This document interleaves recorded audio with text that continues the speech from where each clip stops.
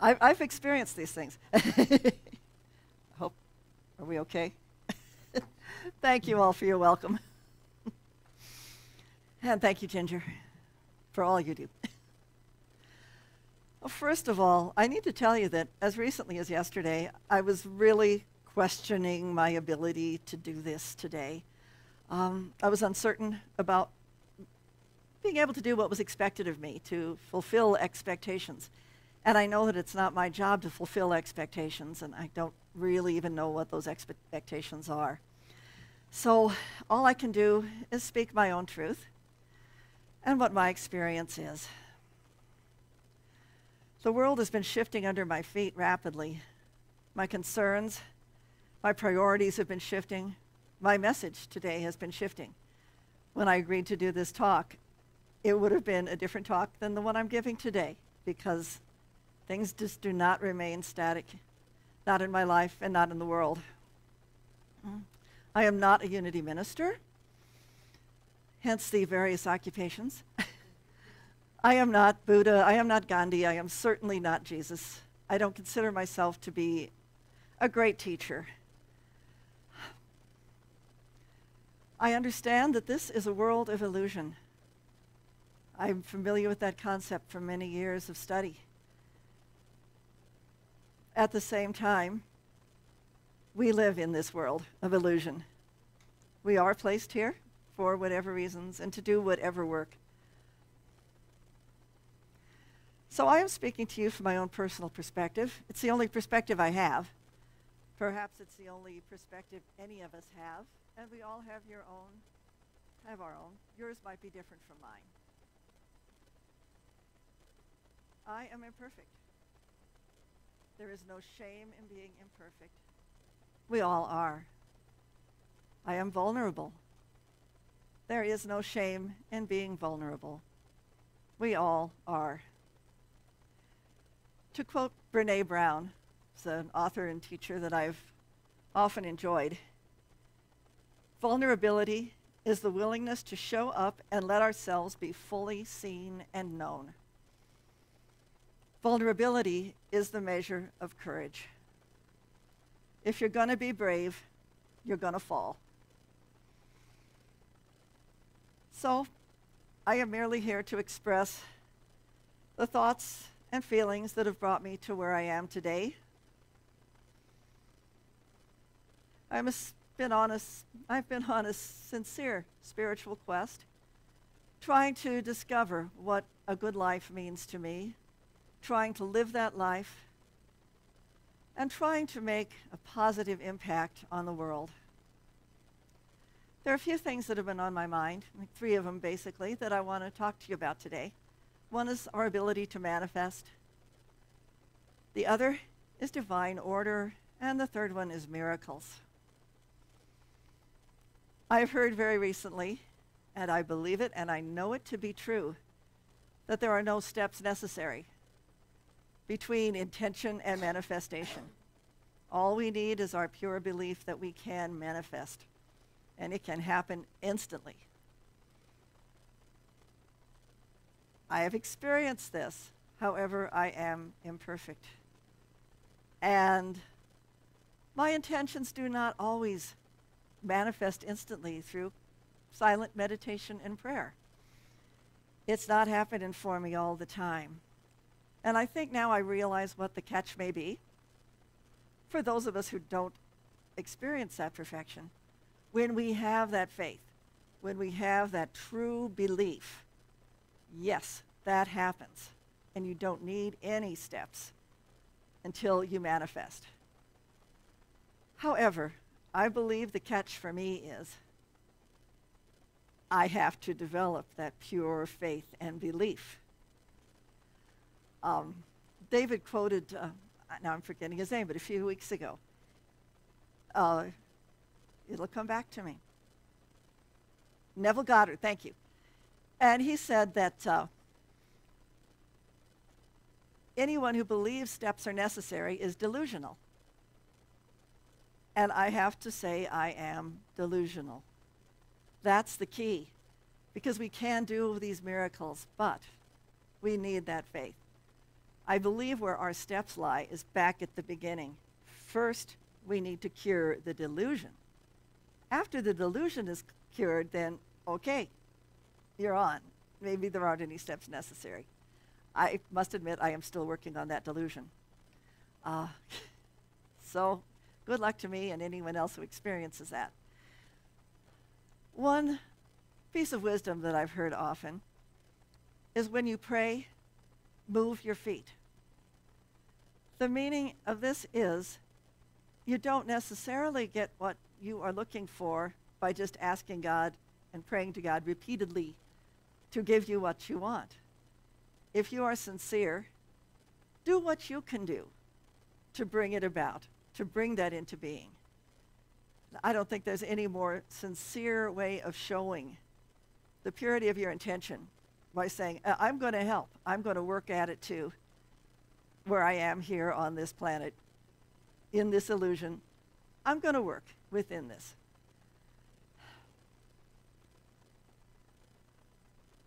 And I know that perhaps even acknowledging that imperfection, we say we should not express negativity. Expressing negativity gives it power, and we do not want to do that.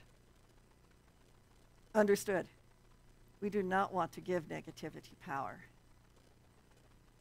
However, when we are in this imperfect place, things happen. One question I've always had is if you are feeling pain, if you are having a tough time in life for whatever reason, if you are feeling like you should not express negativity, how do you ask for help? And how do you get support from your community? There has to be an avenue for that, for gaining support. I remember I was at a New Thought, New Age-oriented networking event once. I was teaching workshops and screening the movies. And I was out there networking. I showed up even though I had a cold, which I was questioning going. I ran out of Kleenex. I asked a woman who was there, do you have a Kleenex, or do you know where I could find one? And she said, why do you need a Kleenex? I said, well, I have a cold. And she said, never say that. Never say you have a cold. You are giving that power. If you deny its existence, it will not be there. I gave it my best shot. But I must say I still had to go. I went and found a Kleenex, So that's a trivial example, but I think it illustrates sometimes, yeah, and if you're ideal, that you don't get a cold, but hey, if you get a cold or something much worse, you need to acknowledge it and find support, find help, and then move on from that. So,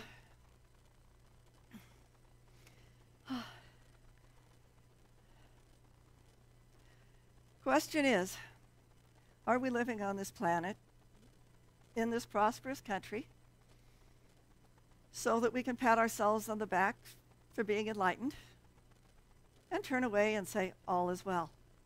We can. We can do that. But is that our choice? We are unity. We are one with all that is. We are one with the innocent children who were taken away from their parents. We are one with the teenager on the brink of suicide.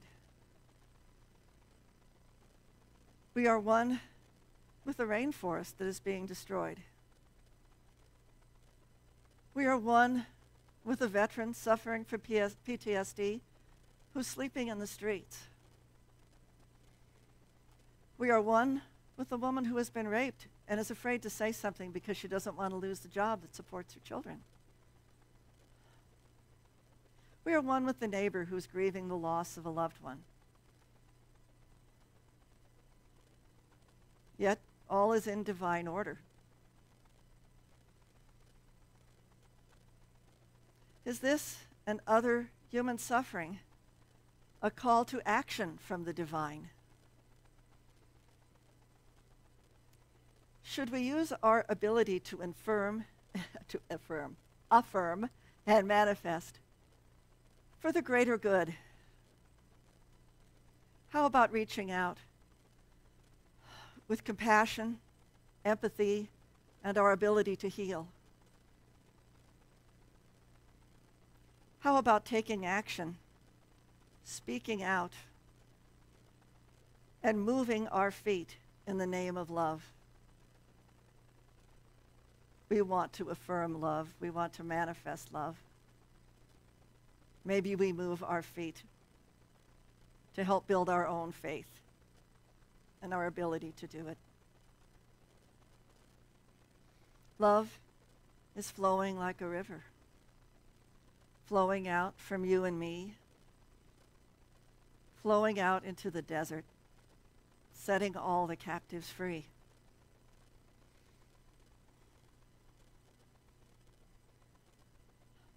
I know there are many ways to react to pain in others. We've all experienced them as individuals, how others have reacted to us. We can experience it on a global level, experience it between cultures. When vulnerability and weakness is detected, it can be treated as an opportunity to reject, an opportunity to vilify, an opportunity to turn others against.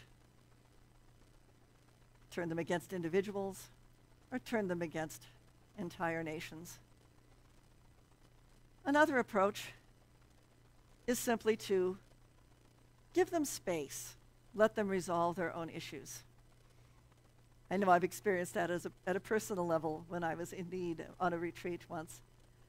Two of my best friends there did not approach me when I was feeling very sad. The next day they came to me and said, "We just wanted to give you space." And okay, I do understand that, because I did resolve my issues and I was okay. Another incident with a friend, well, I was off at an event that ended up being a bit of a disappointment, and I had left home when I thought my cat that I'd had for 15 years was dying. Well, I knew he was dying, and I was afraid he'd die before I got back home. And the event didn't go well. I don't know. I was sitting on a curb crying at the parking lot. A dear friend was there. She didn't say a word. She just walked over, sat down on the curb next to me, and put her arms around me. Nothing else. She just showed her love until I calmed down. Then we were able to talk. And she used an amazing power of healing by helping me. So those are 3 ways to react. I have another quote from Brené Brown. Well, one thing I wanted to mention too about going to someone and acknowledging their pain and reaching out to help them. I did want to say, do you fear being dragged down by their negative feelings? Or do you trust the power of your love to bring them up to your level? And that's the thing to think about. Can we be fearless enough to face the negativity others may be experiencing and help lift them up?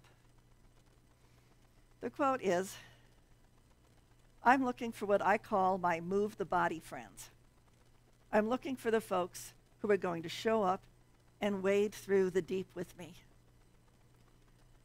For myself, I want to be a move the body friend to others and to the world, to do my best to be of service. And I do believe our service in this world is in divine order. We can and do perform miracles. There's a story that I'm pretty sure many of you have heard, but I will tell it fairly quickly. There was a man who was living in an area that was being evacuated because of the threat of a flood. And he was a man of great faith, so he prayed to God to save him. His neighbors were leaving. They were loading their car, and they said, "Come with us. We have room for you. We'll get you out of here." And he said, "No, God will save me." So he waited, eventually had to retreat up his porch steps when a man in a rowboat came by and said, "Let me get you out of here. I have room in my boat. Come with me." He said, "No, God will save me." Eventually, he was up on the 2nd floor of his house because the waters were still rising and he still trusted in God. a police motorboat came by and said, "You have to evacuate now. You've got to get in this boat. You have got to get out now."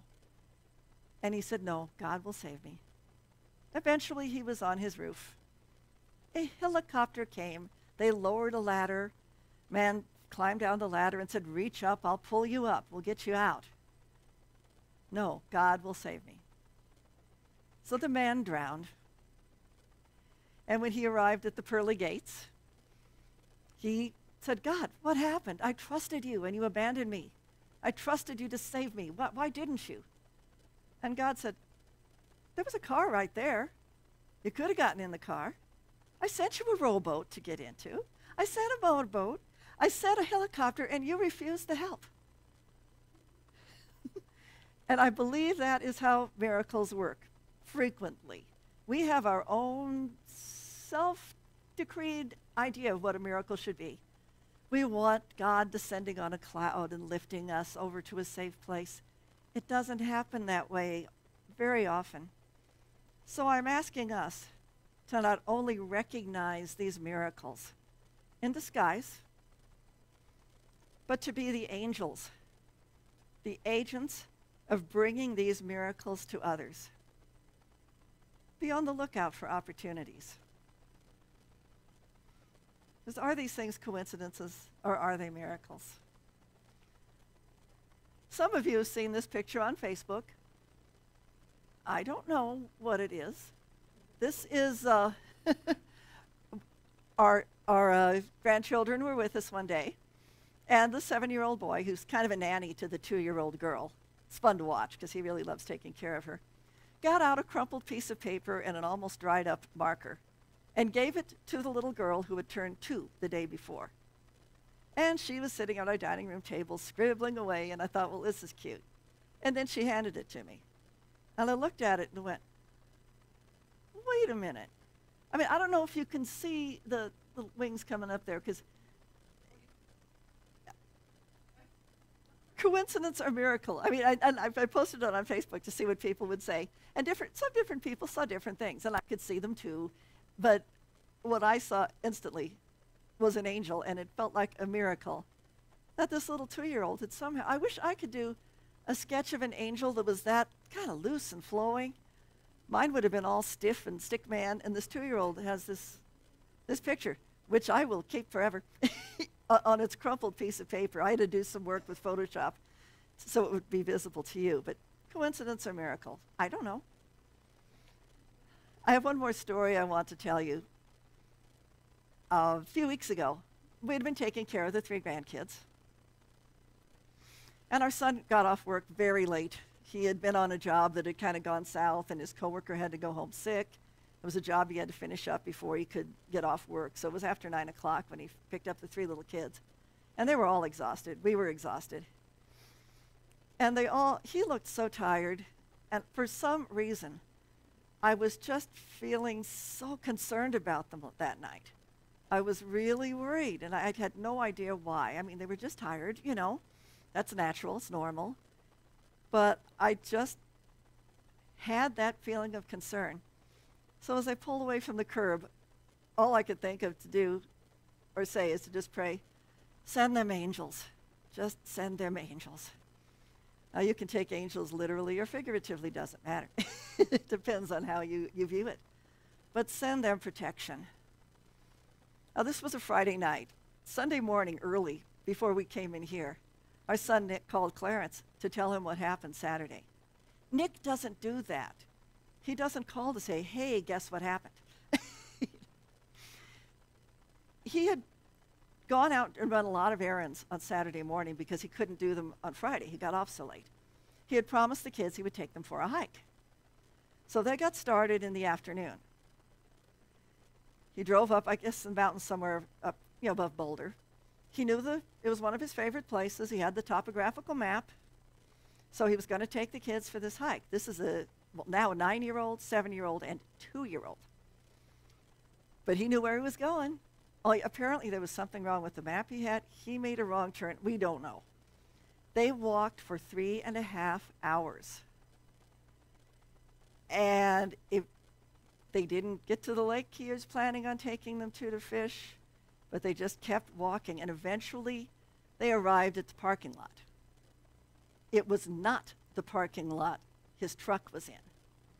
It was a parking lot, a 3.5-hour hike, at least for these children. 3.5-hour hike away, and it was minutes from sundown. So the only way he knew back was a 3.5-hour hike in the dark, which was pretty much out of the question with those little kids. There was no cell phone reception, no traffic, no cars in the lot. I don't know if it was down a little, the parking lot was down a little road, but there was no traffic going by that he could see. And they stood there for a while, and eventually he saw headlights coming into the parking lot. So he flagged down the driver, ran over to him and said, "Do you know the way back to the other parking lot?" And it turns out it was an 18-year-old kid who just graduated from high school. He was an off-duty pizza delivery guy. And, and he said, I don't know how to get back to get to that parking lot. I don't really know where it is. But I'll turn on my GPS, everybody pile in, and we'll see what we can do. So this young man, I guess they had to drive down through Boulder and around, back up. They had a fairly long drive. But he got them back to the parking lot. They were reunited with Nick's truck. And so all was well. I mean, I'm not saying anything horribly drastic would happen, but they would have had, at best, a really uncomfortable night out there. So Nick followed him to a convenience store where he bought him $10 worth of gas and thanked him profusely. And he took off, and Nick got the kids settled. I don't know if he bought them treats or whatever. He was a little later. So as he was driving along to drive home, just out of the corner of his eye as he was driving down this dark mountain road, he saw something strange just as he passed it, something that looked peculiar. And it looked strange enough to him that I guess he thought, I need to turn around and find out what this is. So he turned around and drove back. A car had flipped over in a ditch. And what he had seen was the light of a cell phone and somebody waving. So, well, he told the kids, he said, somebody just really helped us out. So I think we need to go and find out what we can do here. Now, the driver was not injured. Fortunately, he was okay. His car was destroyed. And the driver was the same young man who had rescued them. I mean, you always hear about, paying it forward. And this was in one night, directly paying back to the same person. And so he got him into his truck, and they went back to the convenience store. Still no cell reception. So they got back to the convenience store, and the owner, who was locking up, very hesitantly let these two guys, use his landline to call the sheriff's department. And they got a sheriff out there where the accident had happened. Well, Nick wanted to take him home, but he said, no, I've been able to get a hold of something. I'll be fine. And Nick said, will you call me when you get home? Because I want to hear from you. I want to make sure you get there. Now, these two young men, they could end up being friends for life. They may never see each other again. But was all of that a coincidence, or were they put there for each other? I know Nick said, I think he was an 18-year-old guy who was out kind of hot riding around, and when he had all of us in the car, he wasn't doing, he was driving very carefully. I don't know. Or if it was just, an accident in the dark with ditches in a mountain road, it can happen. But that's just an example. Is this a coincidence? Are we here to help each other? Are we here to act? Sometimes we are. Sometimes we're here to pray, and sometimes we're here to move our feet while we pray. So I don't know if I have a conclusion to this talk. The story isn't over. Our work isn't finished. I am filled with gratitude for the blessings that have been given me in my own life. I ask myself how I might use these blessings to benefit the world I live in. I look for opportunities to speak out, for opportunities to act, and for opportunities to pray. The world continues to shift beneath our feet. Let's move our feet. Let's wade through the deep. Life is an ongoing process. Let's perform miracles. Thank you.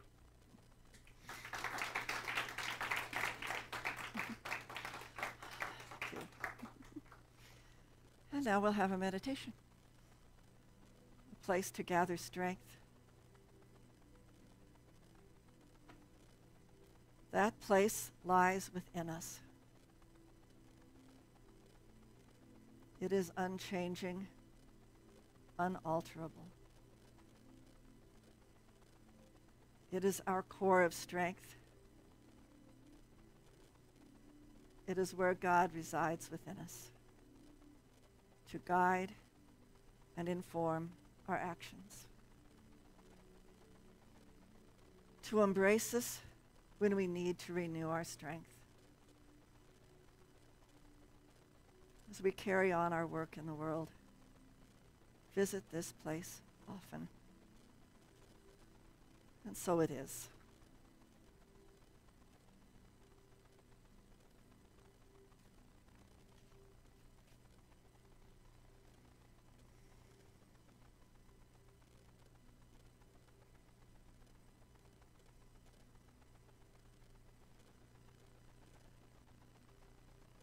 And now, if I recall, it is time to take an offering for unity.